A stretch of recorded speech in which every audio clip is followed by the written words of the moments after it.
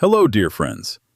In today's video, we'll take a look at the diary of Soviet partisan Kuzma Zaitsev, Chief of Staff of the Voroshilov Zlynkovsky Partisan Detachment. This partisan unit operated in the Bryansk Oblast of the Soviet Union. It is worth noting that keeping diaries on the front lines was prohibited by regulations, both in the Red Army and among the partisans. This rule was often broken by people walking the fine line between life and death.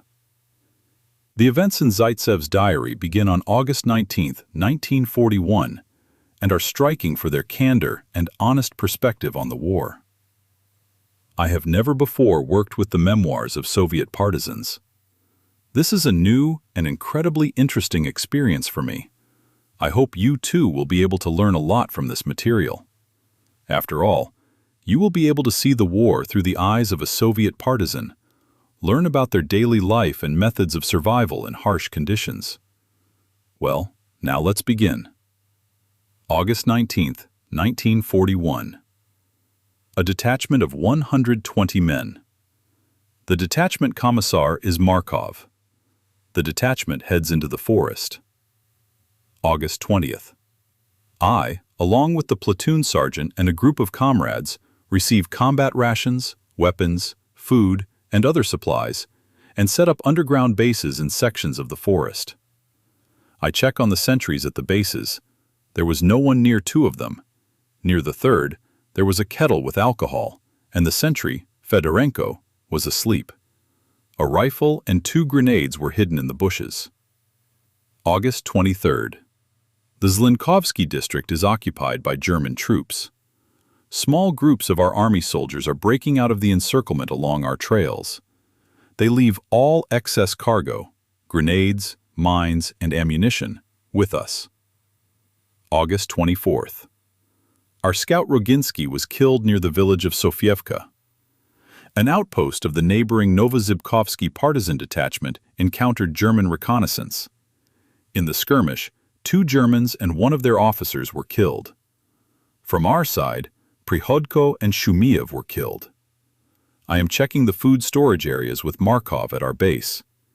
Near one of them, we caught a looter, Mikhail Erlyukov from the village of Dubrovka.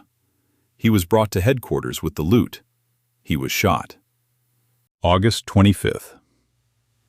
I am with the detachment commander, Karol. We are checking the posts and bases. There is not a single sentry at the bases. Near the base, with weapons, there are 3 policemen. 2 flee. We detained the third. He turned out to be Osachi from the village of Dubrovka. He tried to escape while being taken to headquarters. Killed. August 26th. Airplanes are flying low over the forest. Tankettes are moving along the forest's narrow paths, and tanks and motorized infantry are moving along the main roads. There is a mood of panic in our detachments. The command is powerless. Desertion begins. August 28th. The unit relocates to the swamps and thickets. Many are drunk. There are no orders. The supply depots are unguarded. August 29th. Together with forester Dmitry Shcherba, we retrieve large crates of ammunition from a discovered supply depot and hide them among the roots of a pine tree. September 1st, 1941. Complete disarray. Of the 120 men, only 42 are present. Most have scattered to their homes. German leaflets about the defeat of Soviet troops, the futility of staying in the forests, and so on, have flooded all sections of the forest and the surrounding villages. September 3rd. Traitors to the motherland and deserters from the army have appeared in the settlements. Local councils and police garrisons have been organized. They are armed with rifles and grenades. September 17th. A night of intense work with a pickaxe, shovel, and saw. And by morning, we are in our underground house. And how skillfully and successfully. People pass 2 meters from our house and do not detect us. September 19th. The underground dugout, 1.5 meters long, 1 meter wide, and 1 meter high, is fine for us. But when you spend a night or a day in it, your head aches terribly, and all the joints in your body ache. As can be seen, this is caused by the extreme dampness of the underground. September 20th. We take turns going on reconnaissance. One night, I went to the village of Dubrovka, and the next night, Pyotr Andreevich went to the settlement of Sofievka. The mood is bad. Many comrades are starting to drink and go to the commandant's office to register. They say that our comrade Grigoriev, Abram Karitonovich, was shot in Zlynka. September 23rd. Forester Ivan Ananyevich Sapukto, Forester Danil Prokopievich Sukalo, and Forester Dmitry Shcherba turned out to be good Soviet people. They report news to us daily, conduct reconnaissance, and help with food. September 25th. We packed dozens of collected party membership cards and a number of discarded documents left behind by partisans who had fled the forest into a zinc bullet can and hid them under the roots of a huge pine tree. Only the two of us know about this. September 27th. And so began the very worst of what we had warned our comrades about as they left to return to their families and wives. In the village of Dubrovka this morning around 9 o'clock, a Gestapo punitive squad publicly executed Trofim Gumin and Yakov Gumin near their own homes. Both were members of the village council and collective farm foremen. They also shot Nikolai Lobanovsky, the store manager, and Mikhail Nikolaenko, a Komsomol member. Philip Lysenko fled the village in time and joined us. On the same day, Prokhor Kozhuro found us and joined our group. September 29th. For 3 days, the bodies of those shot in the village of Dubrovka lay in the streets. They were not allowed to be buried. For 3 days, fear was instilled in the villagers. For 3 days, relatives, family members, and children, driven mad by grief and fear, mourned the dead. The punitive executioners appeared in the village of Sofievka and shot our comrades Birulin, Maskaluk, Koryako, and Sklovsky. In the village of Rogov, 3 more people were shot, and Yermakov's house was set on fire. For a long time, grenades and cartridges exploded in the burning house. Yermakov's security team's ammunition. The result? Yermakov was wounded in the stomach and suffered a concussion. 3 family members were killed. November 14th, 1941. The frosts have intensified. It is cold and damp in the dugout. We dug a pit and carried out the water with a bucket. Before going to sleep, we heated the dugout well. To retain heat, we covered the pipe's outlet with a metal plate. 2 hours passed, and we all felt sick from the fumes. Some even had to be carried outside for fresh air. November 15th. We held a meeting about the group's next steps, communication with other groups and the local population, discussed matters, and established supply bases. November 19th. We built a decent fire. We're drying our clothes, checking our weapons, and preparing lunch. At this time, an unknown man sneaks past us through the woods. We detain him. He turned out to be a familiar figure, a policeman from the village of Dubrovka. We've been discovered. What should we do? The verdict under our circumstances is unanimous. The execution is carried out. November 28th. Lysenko and I go on a reconnaissance mission to inspect one of our bases. We emerge into a clearing by the forest, and at the same time, an armed man also emerges from the side about 100 meters away. He stops and notices us. He thinks for a moment and shouts, "Come to me, just one of you!"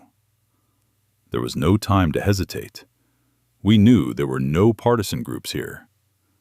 I suggested that Lysenko quietly approach the edge of the forest, while I, feeling for the pistol in my pocket and releasing the safety, boldly strode toward the man who had called out.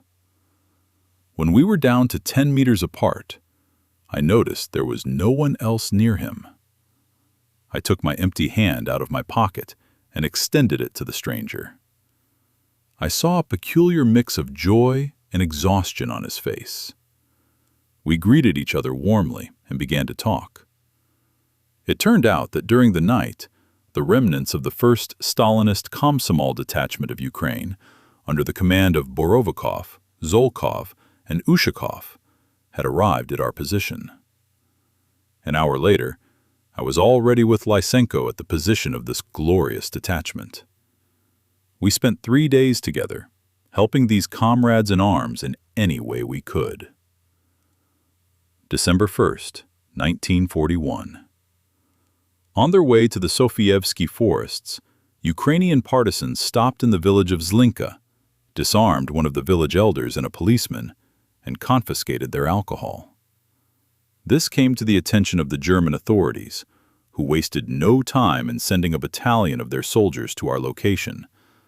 But it was already too late, since the Ukrainian unit, accompanied by our comrade Mikhailov, had left their camp at 3 a.m., having laid a mine beforehand. The unit bypassed the town of Novozhibkov and moved deeper into the Vnukovsky forests. The German battalion arrived in the Sofievsky forests. It must be said that the snow cover clearly revealed the detachment's route. The Germans began pursuing the detachment by following their tracks. December 4th. Near the village of Dubrovka, 3 people were shot by German executioners. We do not know who they were, but the locals say that they were allegedly captured Red Army soldiers. December 8th.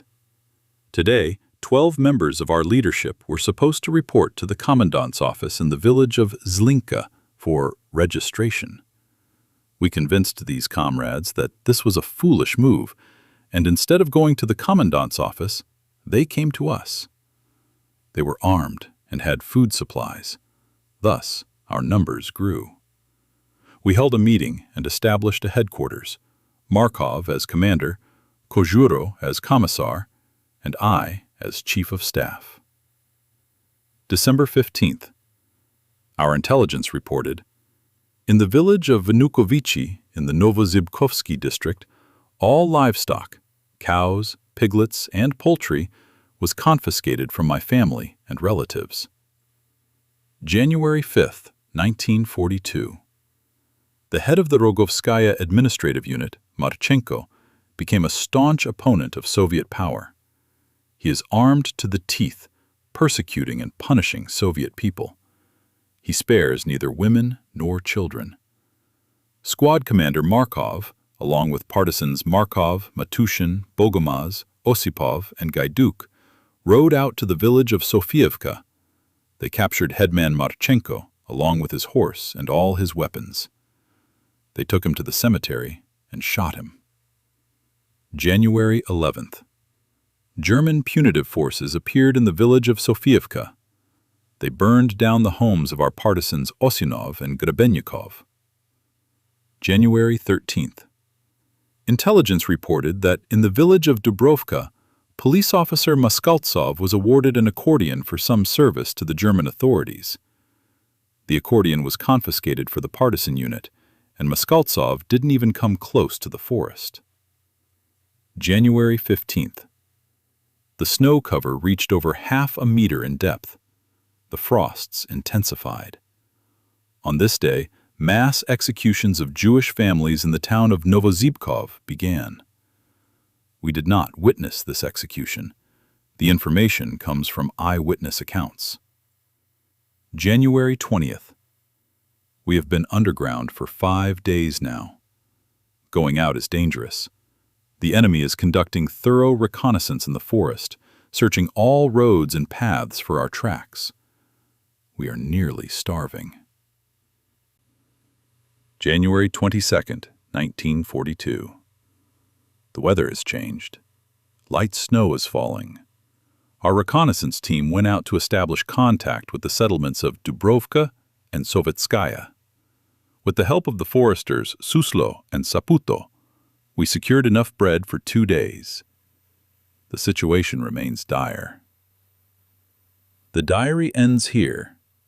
In total, Zaitsev's diary consisted of approximately 30 pages of handwritten text and covered events from the early period of the war, from August 1941 to 1943. Unfortunately, due to improper storage in the archive, the remaining pages cannot be restored, and the text is illegible. The author of the diary was fortunate enough to survive the war.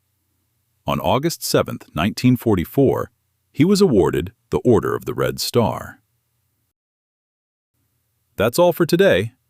If you enjoyed this, please support the channel by subscribing and liking the video.